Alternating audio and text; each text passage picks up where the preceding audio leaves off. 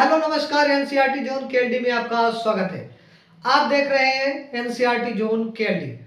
हम कक्षा 10 के साइंस विषयों का ये छठा वीडियो लेकर आए हैं आपके सामने, और जिसमें हम बात करेंगे आज प्रतिबिंब के बारे में। किसके बारे में बात करेंगे?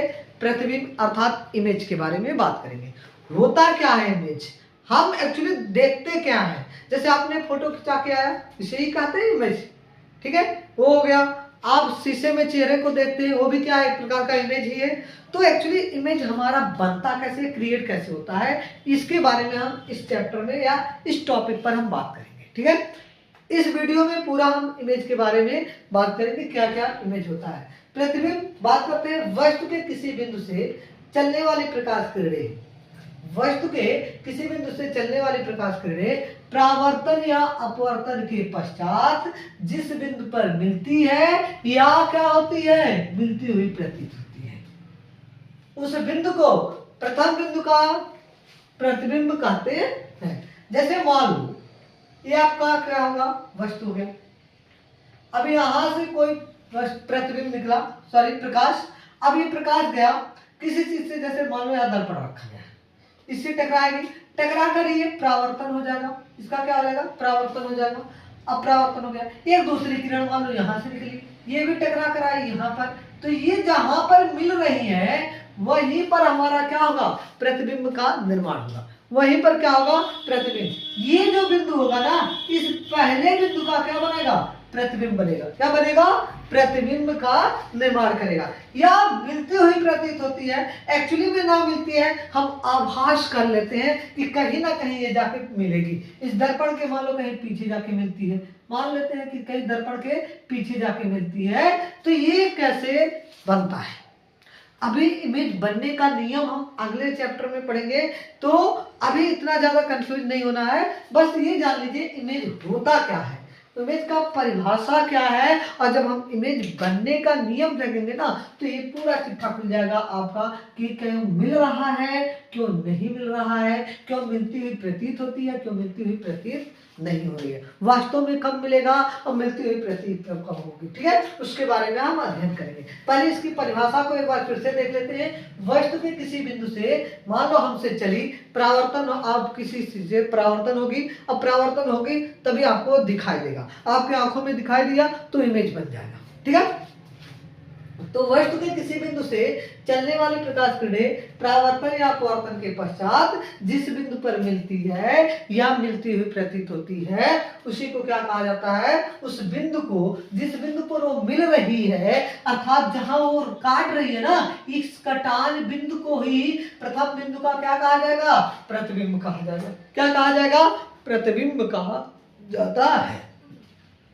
अब देखो, जब प्रतिबिंब मिलती है, वास्तव में वो बिंदुएं मिलती हैं, वास्तव में कटती हैं, तो क्या कहलाती हैं, और जब नहीं क्यों मिलती हैं तो क्या कहलाती हैं।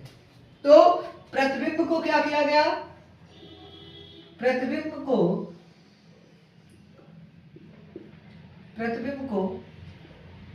दो भागों में बांटा गया। भागों में क्या किया गया, बांटा गया। पहला आपका होता है वास्तविक प्रतिबिंब, वास्तविक प्रतिबिंब।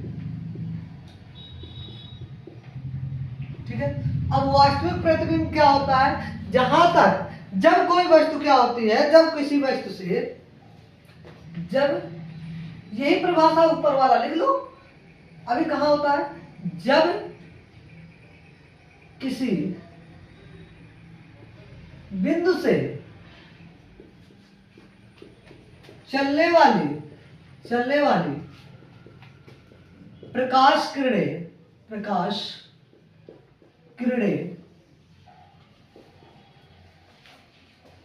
परावर्तन या अपवर्तन के पश्चात, परावर्तन या अपवर्तन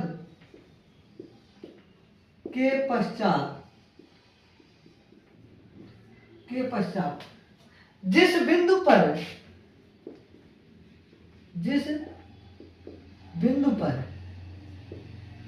क्या होती है, मिलती है, क्या होती है, मिलती है, जिस बिंदु पर क्या होती है, मिलती है, जिस बिंदु पर, ऐसा लिखो, जिस बिंदु पर वास्तव में मिलती है, वास्तव में, जिस बिंदु पर वास्तव में मिलती है, उस बिंदु को, उस बिंदु को पहले वाले बिंदु का प्रतिबिंब कहते हैं, प्रतिबिंब कहते हैं। वास्तविक प्रतिबिंब जब किसी बिंदु से चलने वाली प्रकाश किरण परावर्तन या अपवर्तन के पश्चात जिस बिंदु पर वास्तव में मिलती है, उस बिंदु को पहले बिंदु का क्या कहा जाता है? प्रतिबिंब कहा जाता है। और कैसा प्रतिबिंब होता है? वास्तविक इमेज प्रतिबिंब होता है, यानी कि इसे रियल इमेज कहा जाता है। क्या कहा जाता है? Real image. हमने कहा ना, जब ये प्रकाश वस्तु है, इस वस्तु से प्रकाश किरण निकली, किसी चीज से टकरा के परावर्तित होगी और पुनः एक दूसरा प्रकाश किरण मान लो डाला गया, ये जहां से जाके मिलेंगी ना, वास्तव में कट रही है, इसी को कहा जाता है वास्तविक प्रतिबिंब। क्या कहा जाता है? वास्तविक प्रतिबिंब। तो वास्तविक प्रतिबिंब का एक खासियत होता है, वास्तविक प्रतिबिंब को हम क्या करते हैं? पर्दे पर प्राप्त कर लेते हैं, प्राप्त कर सकते हैं। क्या कर सकते हैं? पर्दे पर प्राप्त कर सकते हैं। दूसरा नंबर आपका आता है, दूसरा नंबर आपका आएगा क्या? आभासीय प्रतिबिंब। कैसा प्रतिबिंब? आभासीय प्रतिबिंब। चलिए नंबर 2 देखते हैं आपका, आभासीय प्रतिबिंब। आभासीय प्रतिबिंब, आभासीय प्रतिबिंब यानी कि इसे कहा जाता है आपका इमेजिनरी या वर्चुअल इमेज। क्या कहा जाता है? Virtual image. जब प्रकाश किरण, जब किसी वस्तु से, जब किसी बिंदु से चलने वाली प्रकाश किरणें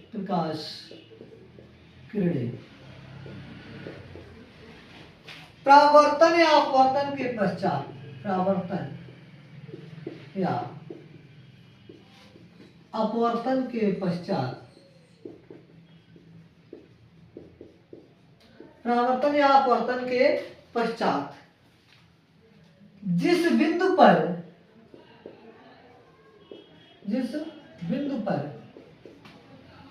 मिलती हुई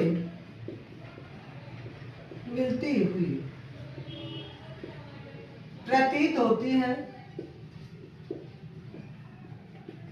ठीक है, उसे आभासी प्रतिबिंब कहते हैं। क्या कहते हैं? आभासी प्रतिबिंब कहते हैं। ठीक है, क्या कहते हैं? आभासी प्रतिबिंब कहते हैं। यानी कि यहां वास्तव में नहीं मिलती है, ये यहां से गई, ये परावर्तन तो इधर हो गया, लेकिन इसके कुछ करंट हम बाहर की तरफ देख लेते हैं, तो और दूसरी चीजें जब मिलाएंगे तो वास्तव में इसको हम क्या करते हैं? नहीं मिलता है, जबरदस्ती इसको मिलाया जाता है, या कह सकते हो इसको हम कल्पना कर लेते हैं, इसीलिए इसे काल्पनिक प्रतिबिंब भी कहा जाता है।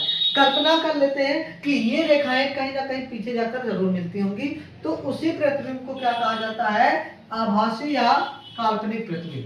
क्या कहा जाता है? आभासी या काल्पनिक प्रतिबिंब। अब इसका इंपॉर्टेंट क्या है? पहला नंबर के आभासी प्रतिबिंब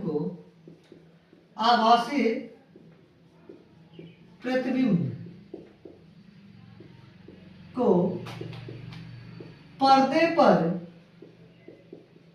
प्राप्त नहीं किया जा सकता, प्राप्त नहीं किया जा सकता, पर्दे पर प्राप्त नहीं किया जा सकता, परंतु इसका फोटो खींचा जा सकता है, इसका फोटो खींचा जा सकता है, खींचा जा सकता है।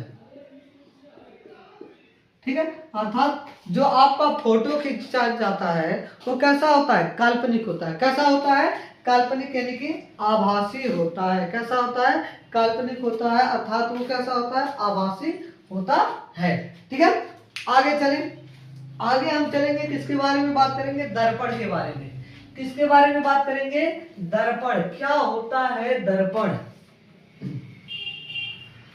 अगर दर्पण के बारे में देखा जाए, दर्पण को इंग्लिश में क्या कहा जाता है, मिरर। क्या कहा जाता है आपको, मिरर। मिरर कहा जाता है, यानी कि दर्पण, मिरर क्या कहा जाएगा, मिरर। ठीक है, अब ये एक्चुअली दर्पण क्या होता है, क्या होता है दर्पण, क्या होता है।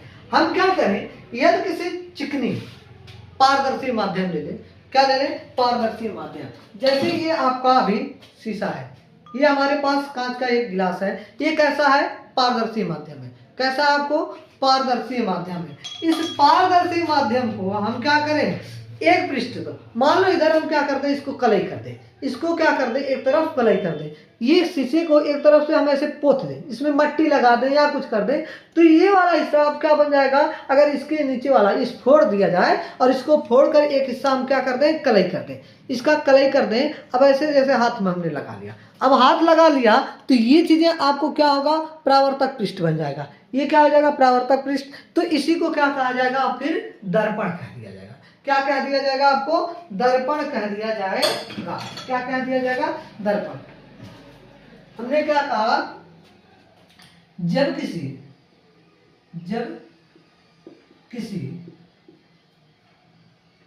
पारदर्शी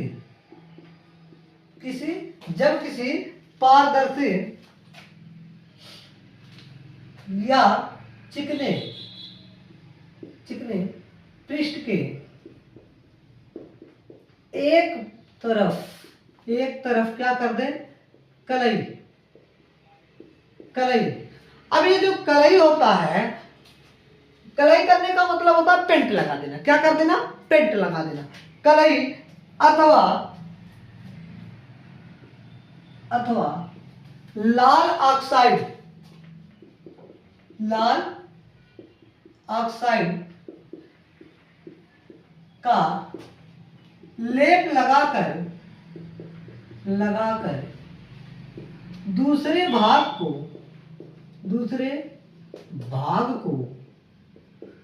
भाग को क्या कर दिया, बना दिया जाए, परावर्तक बना दिया जाए। भाग को परावर्तक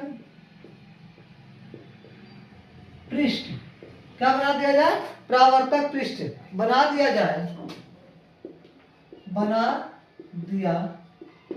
जाए। तो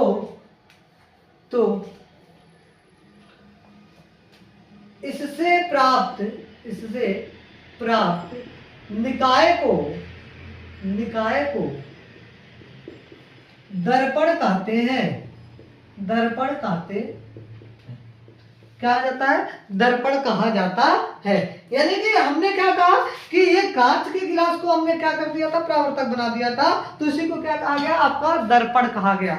अब ये दर्पण क्या होते हैं, इनको मुख्यतः कितने भागों में बांट गया, इनकी आकृति, इनका किस प्रकार का बनावट है, उस आकृति को देखकर दो भागों में बांटा गया। यानी कि दर्पण को